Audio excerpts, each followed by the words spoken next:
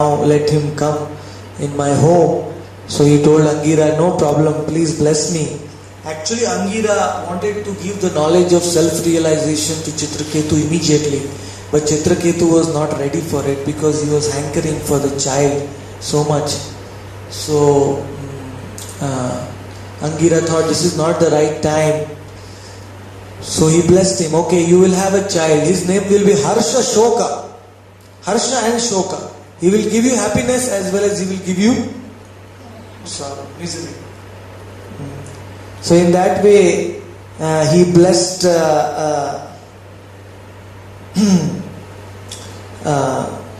Chitraketu, and Chitraketu was very happy to receive that benediction, and then ultimately he got the especially among all his wives, the primary wife, her name was Kritadyuti. So he used to, she was the eldest wife. So Chitraketu started going into her palace more, and ultimately from Kritadyuti, one child was born who was known as Harshashoka, and the king was so happy that he released all the prisoners in the jail. He donated thousands of cows. His whole kingdom was a big festival. He was so much happy, he could not believe. He given so much gold in donation to all the Brahmanas, and his happiness did not, there is no limit to that, because after so many years, from so many queens, he got this child. His name was Harshashoka. So Chitraketu became this child became very dear to Chitraketu, and because of being the only child, he always used to, day and night, he used to go to see the child, to love the child, to embrace the child. So and the child was where? The child was in the palace of Kritadyuti. So always he had to go to the palace of Kritadyuti, so he started neglecting his other wives. How many other wives? 10 million minus 1. So that many wives he started neglecting. In Kali Yuga, normally one husband, one wife, we are having problem. Because of a lack of time, husband cannot give time to wife, wife cannot give time to husband. It has become so hectic. But imagine the Vedic times when the kings were so powerful, they used to maintain millions of wives. So Chitraketu, because their lifespan also was very long, millions of years.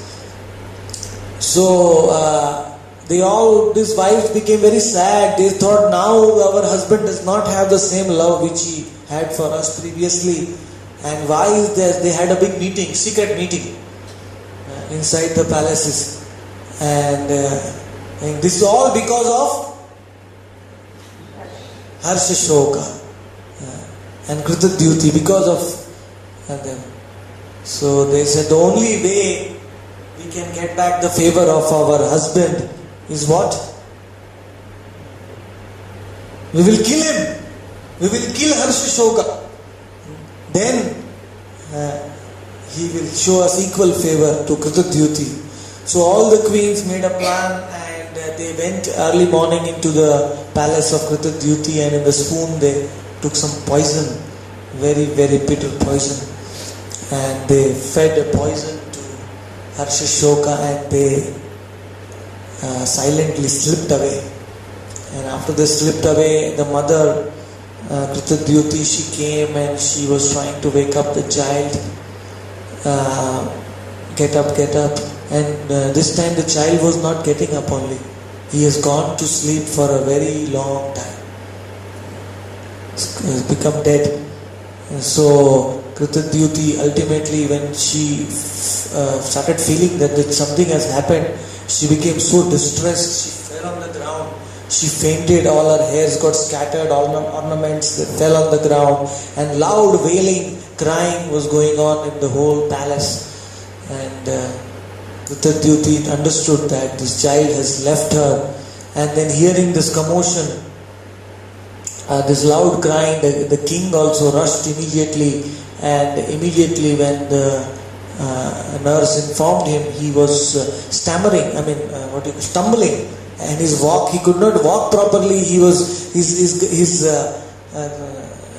helmet, his mukuta fell on the ground, and he was crying, and he could not even see the path in front of him, and extreme distress.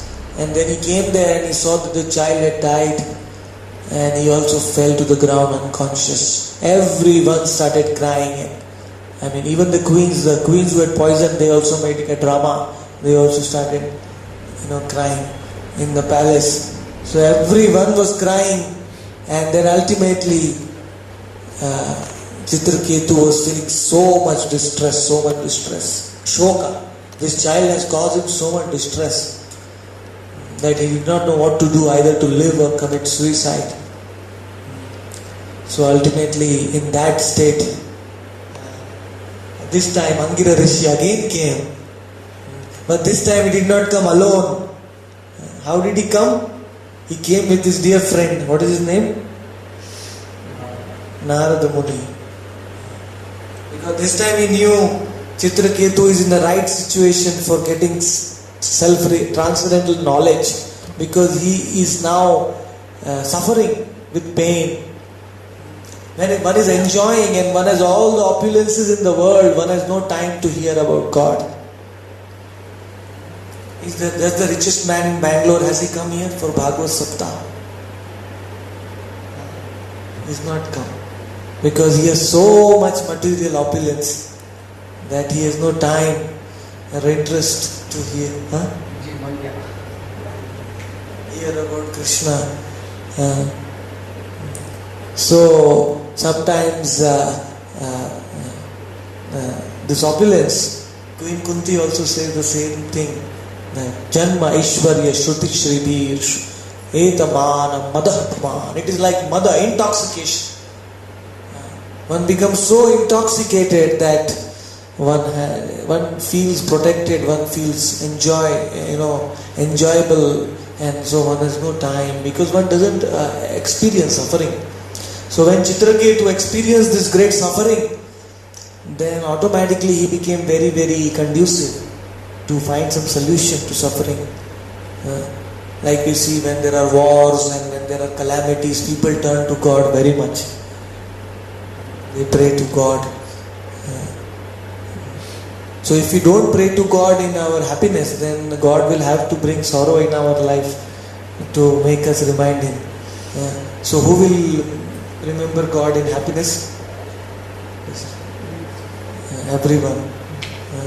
So please chant the name of the Lord daily when you are healthy, when you are good, happily situated in your business, in your work, in your everything. Please make it a point not to forget the name of the Lord. Otherwise, the Lord may have to put us into suffering to remind us. So,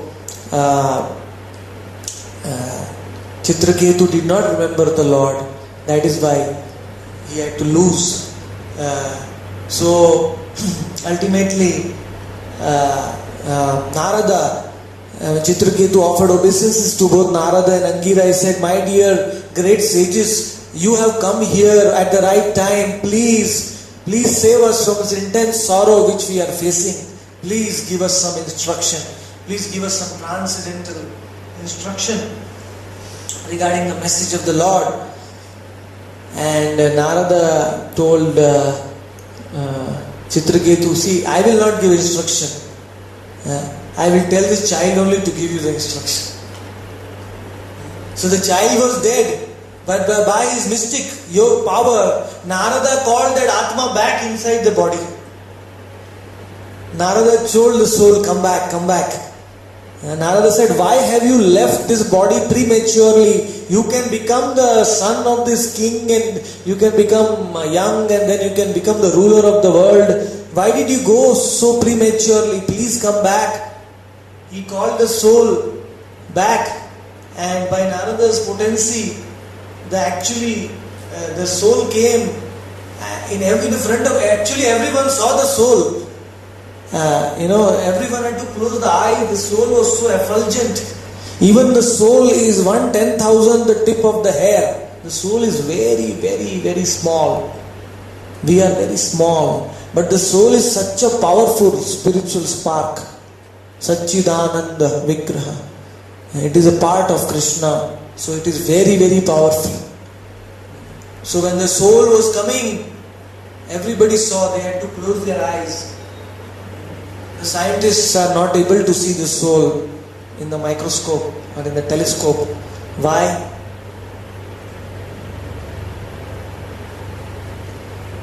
Why?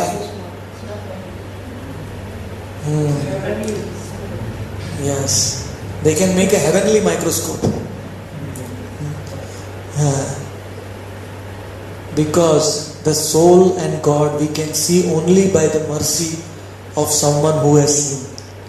Self-realized. Narada. By Narada's mercy they could all see the soul. Narada gave them the eyes to see the soul. Like Krishna gave the eyes to Arjuna to see his Vishwarupa, universal form. Only by the mercy of God or the self-realized souls can we actually see the soul. Repeatedly it is said in the Vedas and in the Gita. So, when the soul entered into his body, and Narada said, "My dear Harshashoka, what happened to you? Why don't you stay here?" And Harshashoka started speaking. And he said, Narada said to Harshashoka, "Your parents are so much in grief." So the soul said, "Which parents are you talking about?" He said, "Your parents." I'm talking about your parents. So I have taken birth in the demigod society, I have taken birth in the cockroach society, I have taken birth in the butterfly society, and as a dog and a cat, a parrot. I have got millions of parents. Which parents are you talking about? Which are the parents? He said, no, these parents. Well, these are one of the parents. I have constantly had so many parents. It is just like, when we meet in a hotel temporarily and then we go away. We meet some new people when we go away. Similarly, this transmigration of the soul is that we get born in a family, we stay in the family for a few years, 60, 70, 80 years, and again the souls get thrown away. Some soul goes into demigod body, some soul becomes in the cat body, and again we have different families. We get in the cycle of birth and death, we meet only for a very short time, 60, 70, 80 years. And then in our next life we meet a different set of people, Atmas, and then we go. So this soul was saying, how many different connections I have had. Which are you talking about? So everyone got shocked. Chitraketu and his queens, they got totally shocked hearing these words from this child. This child said that Dehinosmin yatha dehe kaumaram yovanam jara tatha dehandara prapti dhiras tatranam bhuyati. And nobody should be afraid of death in this world, because death is only a change of bodies, only change of clothes. We go from one set of situation to another set of situation. So we should always remain sober. We should not be overly attached to what the Lord has given us. We should perform our duties with full responsibility towards our family members. But we should, in our heart, we should remember that we are all ultimately connected to Lord Krishna. Our connection with Lord Gauranga Krishna is eternal. And we should help our family members to go to Vaikuntha so that we can meet them there. Otherwise, if the one family member goes into the animal body, other becomes Devata body, then we will lose them forever. We will not be able to continue with them. So we should help them so that all of us make it our last life in this material world, and we can all go to the spiritual world together. So we can always have the association. So that is why one cannot be a father, one cannot be a brother, one cannot be a husband, one cannot be a wife, one cannot be a child, one cannot be a relative, one cannot be a guru also. If one is not helping our dependents, to save our dependents from the cycle of birth and death, then our relation has very temporary value, only for 60, 70, 80 years. If we want the relations to be really eternal, then one should help each other to chant the holy names of the Lord. Hare Krishna, Krishna Krishna, Hare Hare, Hare Ram, Hare Ram, Ram Hare Hare, Nityananda Gaur. So Bhagavatam is so deep.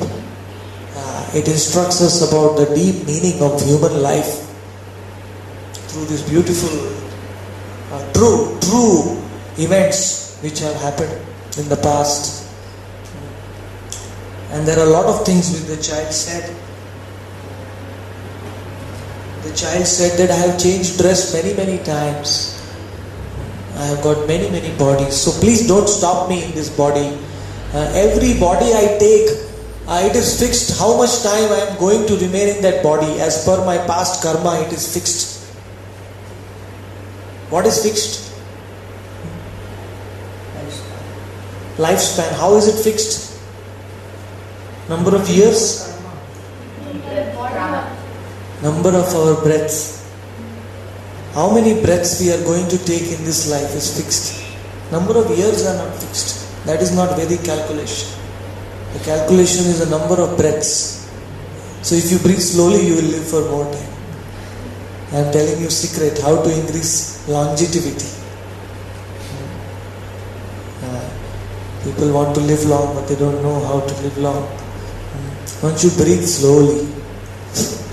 If you breathe once in 6 months, then you will live for 2000 years. Like the yogis in the Himalayas. The yogis, they do Kumbhaka Pranayam. They inhale and then they retain their breath and then they exhale. The ratio is, they have a particular ratio, 4:16:4.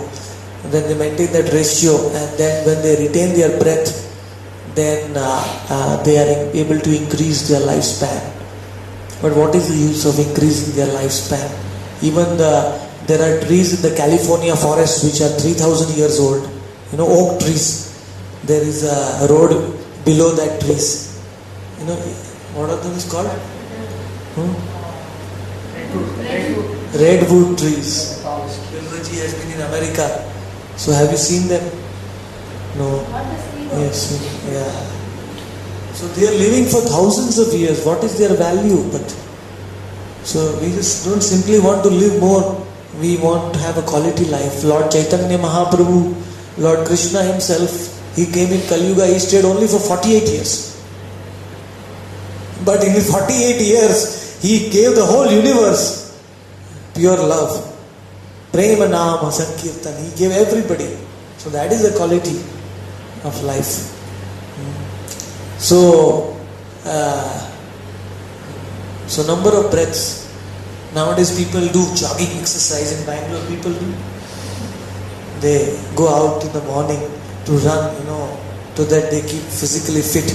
But as per the Vedas, by jogging the breath becomes faster. So actually what is happening? You're shortening your life.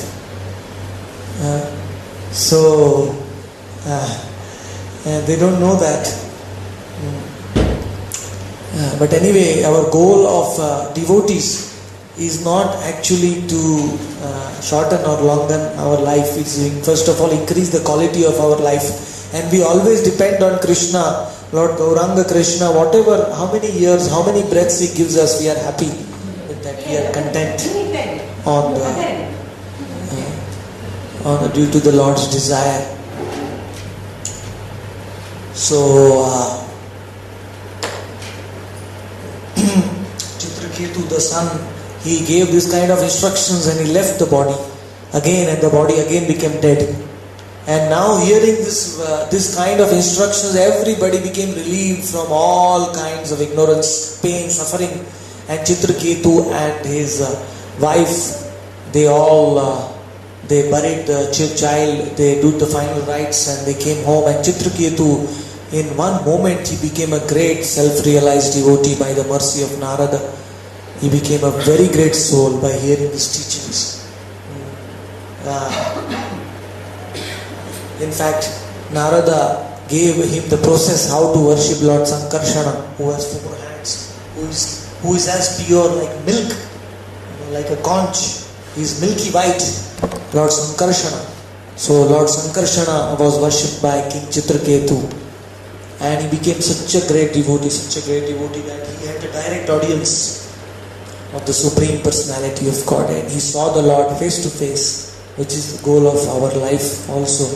So the great Sanat Kumaras were worshipping the Lord, and in that way Chitraketu offered very beautiful prayers to the Lord, and he became a very great devotee. In fact, all those queens which had poisoned the sun, they also became very ashamed. They became pale, whitish in color. They lost all their luster, and they also understood the futility. They gave up the desire to have any other next child, and they also meditated on the Supreme Lord, and they also became devotees of the Lord. So King Chitraketu kept on remaining in his kingdom, ruling the earth as a king. And one day he was mounting a beautiful aeroplane. King Chitraketu was flying in a beautiful aeroplane with many Vidyadhari girls, very beautiful ladies. And Chitraketu became he was a great devotee. So even though he was enjoying his life, externally it looked as if he was enjoying, but internally he was always meditating on the Lord. So once he was flying in this aeroplane,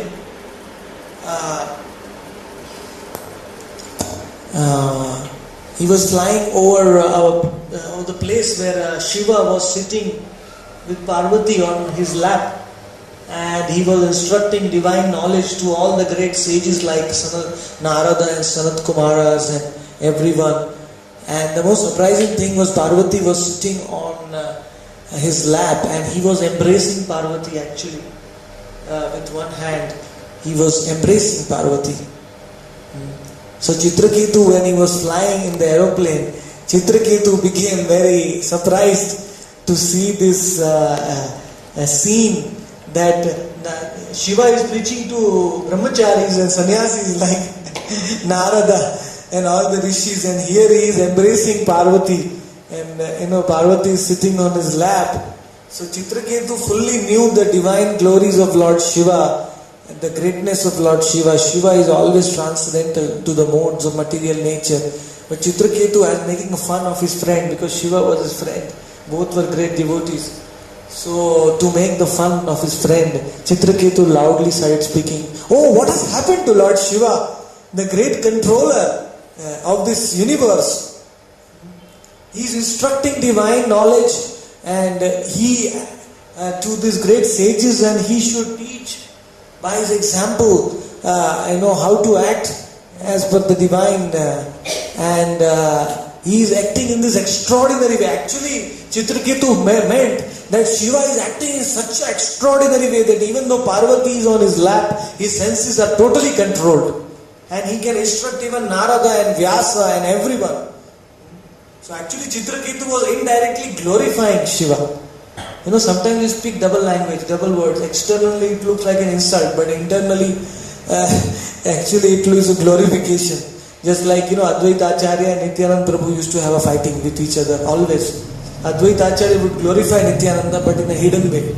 Advaita Acharya would say, "Oh Avadut, oh Nityananda, where have you come from? Who know you? You don't have any mother and father, we don't know. Anybody who sees you, he becomes, we don't know your caste and creed. And anybody who sees you, he becomes Because you are also Avadut, he becomes out of this 4 varna and ashramas. So actually, in one way it looked like an insult, but the other way he was saying that, oh Nityananda, you are unborn, you are the original, you don't have any mother and father. That was the meaning actually. Anybody who sees you becomes purified, he becomes transcendental to the Chatur Varna and Ashrama. And you have no caste because you are above all castes. You are the master of all castes. So sometimes external language is very tricky, and there may be internal meaning. But those who will think that, oh, Advaita Acharya is insulting Nityanand Prabhu, they will be destroyed. They will be committing a big offense. Similarly, Chitraketu is glorifying Shiva, but in real sense. But Parvati, she took it literally. She thought that Chitraketu is insulting my husband. So she immediately became very angry. Said, who are you to criticize Shiva? Shiva is the Guna avatar of Lord Krishna. Because of Shiva you are living in this universe. How dare you have the audacity to speak like this to Shiva? My husband Shiva is completely conquered. He even burned to ashes Kamadeva, the Cupid. He could not disturb Shiva. Then how can I disturb the mind of Shiva? The mind of Shiva is always peaceful, situated on the Lord. Sometimes great personalities deliberately act in a way so that, wrong people don't come to them. Like Shiva acting in this way, people get doubts and they don't go to the great personalities. So great personalities like to remain peaceful instead of being disturbed by people. So deliberately they act in such a way that people get doubts and they go away. And like in our parampara, our Acharya, there was one Gaur Kishore Das Babaji Maharaj. He was such a great Paramhansa that he did not like people coming to him. People were continuously understood he was such a great devotee that he used to come to beg from him benediction. So one day one very rich man came to him for only materialistic things. He said, Babaji, give me that, give me this, bless me, you are so great. So this Babaji said, I will put an end to this forever. So Babaji said, okay, you want to please me? Yes. So you go to the market and bring me a nice cloth, nice suit, safari, coat, which should be made up of fully gold. And bring me golden shoes and golden helmet and golden stick. Everything pure gold. I will not take anything lower than gold. So you go to the market. So this rich man said, this is a Babaji Paramahamsa, why is he asking for gold? This man already started having doubts. And then when he went out and he brought everything full of gold, and Babaji immediately wore that, made up of gold, and he started walking on the streets of Navadvip. See, I am wearing gold now. All of you see how cheating I am. I always want gold. So from that day onwards, all people developed doubts and they stopped going to Babaji. And Babaji was so happy. He says, now I can peacefully chant Hare Krishna, Hare Krishna, Krishna, Hare Hare, Hare Ram, Hare Ram, Ram Ram, Nityananda Gaur. So sometimes great personality act in that way so that people don't come to disturb them. So Shiva also was acting in the extraordinary way. So immediately Parvati cursed Chitraketu. She said, you are flying high and you are criticizing my Shiva. I curse you, you will become the greatest Rakshasa in the universe, in the past, present and future. The greatest Rakshasa this universe has ever seen. You will fall down in the Rakshasa family. Chitraketu immediately when he heard this curse, he flew down from his aeroplane, landed and immediately fell at the feet of Parvati. He folded his hands and he said, thank you Parvati. This is the great devotees. Even when one gets unhappiness in our life, we should thank the Lord. Actually, Shukadeva Goswami describes that Chitraketu could have cursed Parvati back because Chitraketu also had that power to curse her back, but he did not curse her. He accepted the curse and he said thank you to Parvati. You know why did he say thank you?